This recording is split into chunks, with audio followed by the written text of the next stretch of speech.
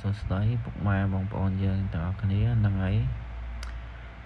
ថ្ងៃនេះយើងមកចែកម្លែកពីរបៀបធ្វើ CV នៅក្នុងទូរស័ព្ទដៃដែលយើងពុំចាំបាច់មានអីច្រើនទេបើសិនជាអ្នកទាំងអស់គ្នាធ្វើនៅក្នុង AI គឺអត់សូវមានប្រសិទ្ធភាពទេអញ្ចឹងថ្ងៃនេះខ្ញុំណែនាំឲ្យអ្នកទាំងអស់គ្នាប្រើ app មួយដែលមានឈ្មោះថា Canva នេះអ្នកនរគ្នាអាចទៅ search ក្នុង App Store របស់អ្នកនរគ្នាមកវាយពាក្យថា Canva អូខេវានៅលើនេះអ្នកនរគ្នា download មកអញ្ចឹងពេលដែលអ្នកនរគ្នា download វានឹងឲ្យអ្នកនរគ្នាដាក់ Gmail ឬក៏ sign in ជាមួយ Apple ID តែសម្រាប់ខ្ញុំមាន account ខ្ញុំទៅហើយខ្ញុំអត់ sign in ទេខ្ញុំជឿថាអ្នកនរគ្នានឹងចេះ sign in ចឹងអ្នកទាំងអស់គ្នាជាដំបូងវានឹងចេញបែបនេះពេលដែលអ្នកទាំងអស់គ្នា sign in Gmail ហើយ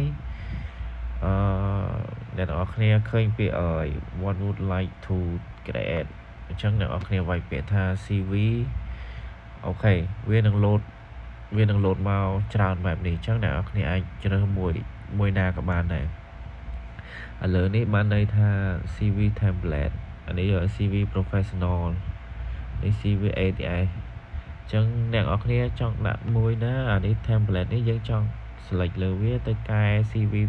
បស់យើងក៏បាន professional ក៏បាន CV simple នេះក៏បាន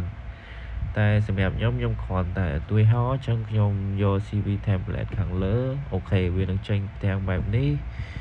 អ្នកនរគ្នាអាចជ្រើសយកមួយណាក៏បានស្រេចចិត្តដែរអ្នកនរគ្នាចង់បានអ្នកនរគ្នាមើលមួយណាស្អាតអូខេឥឡូវខ្ញុំ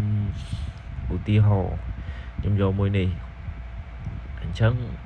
យើងចាំវាតិចមើលភាសាអ៊ីនធឺណិតរៀង slow អូខេឥឡូវចេញហើយអូខេមកដល់កន្លែងនេះអ្នកនរគ្នាឃើញវាចេញមកផ្ទៃបែបនេះស្អាតទេអញ្ចឹងអ្នកនរគ្នាចង់ដូររូបក៏បានអ្នកនរគ្នាចុចពីលើនឹងមក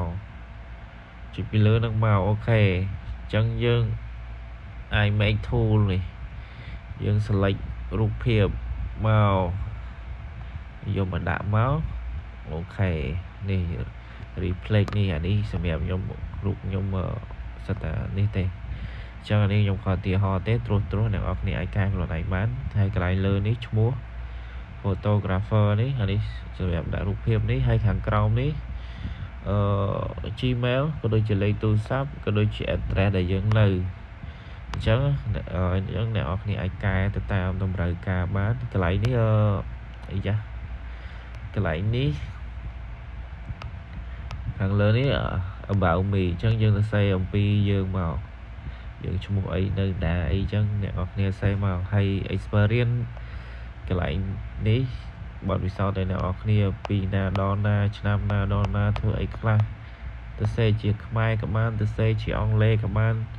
សេជាអីក៏បានដែរសម្រាប់សេទៅចិត្តយើងទេអញ្ចឹងអ្នកនរគ្នាអាចមើលតាមនឹងបានហ្នឹងហើយកន្លែងនេះ education នេះការអប់រំនេះហើយ skill ហើយ language ដែលយើងប្រើមានភាសាខ្មែរភាសាអង់គ្លេសអីហ្នឹងអូខេអ្នកនរគ្នាអាចកែតាមនឹងបានអញ្ចឹងសម្រាប់ការធ្វើ CV នេះគឺអត់មានត្រូវការអស់លុយអីទេគឺ free តែម្ដងអញ្ចឹងអ្នកនរគ្នាអាចកែតម្រូវតាមនឹងបានអញ្ចឹងសម្រាប់ការធ្វើ CV យើងក៏មានតែប៉ុណ្្នឹងទេហើយនៅក្នុង app Canva នេះគឺមានច្រើនមានមុខងារជាច្រើនដែលអ្នកនរគ្នាអាចបង្កើតជា thumbnail បង្កើតជារូបភាព edit រូបភាពគឺស្អាតនៅក្នុងនេះយើងអាចរើស size ឬទំហំបានអញ្ចឹងអ្នកនរគ្នាអាចមើលវីដេអូនេះអ្នកនរគ្នានឹងចេះការធ្វើ CV ការ document presentation ឡើងអីគឺច្រើនណាស់អ្នកនរគ្នាតែបើសិនជាយើងប្រើ Canva ធម្មតាទេគឺវាមិនសូវ professional ឲ្យដូចជា professional ហ្មងទេតែបើយើងប្រើ Pro